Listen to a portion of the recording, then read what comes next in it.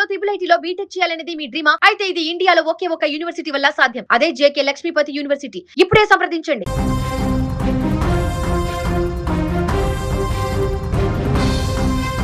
తమిళనాడులో అత్యాచార బాధితురాలి కేసుకు సంబంధించి ప్రెస్ మీట్లో పోలీస్ అధికారులు నవ్వినటువంటి ఘటనకు సంబంధించి ఆ యొక్క వార్త వైరల్ అయినటువంటి సందర్భం మనందరికీ తెలిసిందే. తాజాగా దీనికి సంబంధించి ముఖ్యమంత్రి విజయ్ తీసుకున్నటువంటి నిర్ణయం దేశవ్యాప్తంగా సంచలనంగా మారింది. ఒకవైపు బాధిత కుటుంబం కన్నీరు మున్నీరవుతుంటే మరోవైపు బాధ్యతాయుతమైనటువంటి కుర్చీల్లో ఉన్నటువంటి అధికారులు కెమెరాల ముందు నవ్వులాటకు పాల్పడ్డారు. తమిళనాడు రాష్ట్రంలో సంచలనం సృష్టించిన బాలిక అత్యాచార కేసులో చట్టాన్ని కాపాడవలసినటువంటి పోలీసుల ప్రవర్తన సోషల్ మీడియాలో విపరీతంగా వైరల్ అయి చర్చగా మారింది. ప్రజల ప్రాణాలకు మహిళల ఆత్మగౌరవానికి రక్షణ ఉండాల్సిన ఐపీఎస్ అధికారులు మీడియా సమావేశంలో వ్యవహరించినటువంటి తీరు అత్యంత దారుణంగా ఉందంటూ విమర్శించారు.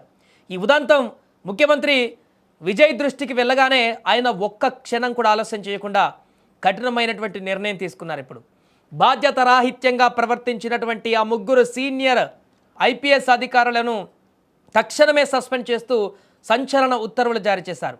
అసలు ఏం జరిగిందనేటువంటి వివరాలలోకి వెళ్తే కోయంబత్తూరు జిల్లాలో గత కొద్ది రోజుల క్రితం 10 ఏళ్ల బాలికను అపహరించి లైంగిక వేధింపులకు గురి చేసినటువంటి ఘటన తమిళనాడు వ్యాప్తంగా సంచలనం సృష్టించింది. ఈ కేసు నమోదైనటువంటి వెంటనే పోలీసులు విచారణ ప్రారంభించి వేగంగా దర్యాప్తు చేపట్టి ఆ ముగ్గురు నిందితులను కూడా వెంటనే అరెస్టు చేశారు, యాక్షన్లోకి దిగారు. ఈ కేసుకు సంబంధించిన ఈ వివరాలను వెల్లడించేందుకు ఏర్పాటు చేసినటువంటి మీడియా సమావేశానికి ముందు అక్కడికి వచ్చినటువంటి ముగ్గురు ఉన్నతాధికారులు కేసు చాలా సీరియస్, ఒక చిన్న అమ్మాయి మైనర్ బాలిక పైన జరిగినటువంటి దారుణమైనటువంటి ఘటన అప్పటికే రాజకీయ హీట్ను పుట్టించింది తమిళనాడులో.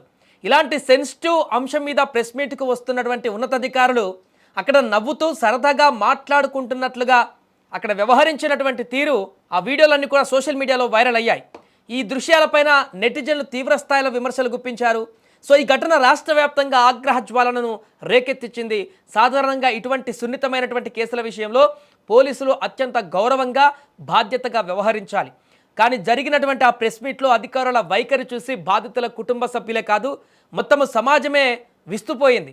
అత్యాచార ఘటన వివరాలు వెల్లడిస్తున్న సమయంలో వారు ఒకరిని చూసి ఒకరు నవ్వుకోవడం తీవ్ర విమర్శలకు దారితీసింది. వాళ్ళ కారణం ఇంటెన్షన్ ఏదైనా అయి ఉండవచ్చు, ఇతర కారణాలు అయి ఉండొచ్చు, ఈ కేసుకు సంబంధం లేకుండా అక్కడ జరిగినటువంటి సన్నివేశం ఇంకేదైనా ఉండవచ్చు వారు నవ్వడానికి. కానీ అక్కడ మనం చేస్తున్నటువంటి ప్రెస్ మీట్ అనేది చాలా సెన్సిటివ్ ఇష్యూ. రాష్ట్ర వ్యాప్తంగా అప్పటికే ఆ కేసుకు సంబంధించి పొలిటికల్ ఆగ్రహావేశాలు కూడా వ్యక్తమైన నేపథ్యంలో ఈ విషయాన్ని ప్రజలకి తెలియజేస్తూ ఈ కేసులో ఉన్న సీరియస్నెస్ని కూడా వెల్లడించేటువంటి క్రమంలో వీరు ఈ రకంగా నవ్వుకోవడం, సరదాగా కనిపించడం అనేది అందరినీ విస్తుపోయేలా చేసింది. ఇది పోలీసు వ్యవస్థలోని ఉన్నతాధికారుల నిర్లక్ష్యానికి అద్దం పడుతుందనేటువంటి ఆరోపణలు కూడా వెల్లువెత్తాయి. ముఖ్యమంత్రి విజయ్ ఈ వ్యవహారాన్ని చాలా సీరియస్గా తీసుకున్నారు. ప్రజల పట్ల కనీస జవాబుదారీతనం లేని వారు అధికారుల హోదాలో కొనసాగే హక్కును కోల్పోయారని ఆయన స్పష్టం చేశారు. ఇకపై రాష్ట్రంలో మహిళలు, చిన్నారుల రక్షణ విషయంలో ఏమాత్రం కూడా రాజీ పడేది లేదని కూడా సీఎం విజయ్ గట్టిగా చెప్పారు. అధికారం ఎవరికీ శాశ్వతం కాదు, చేసే పనిలో చిత్తశుద్ధి ఉండాలని కూడా ఆయన అధికారులకు దిశానిర్దేశం చేశారు.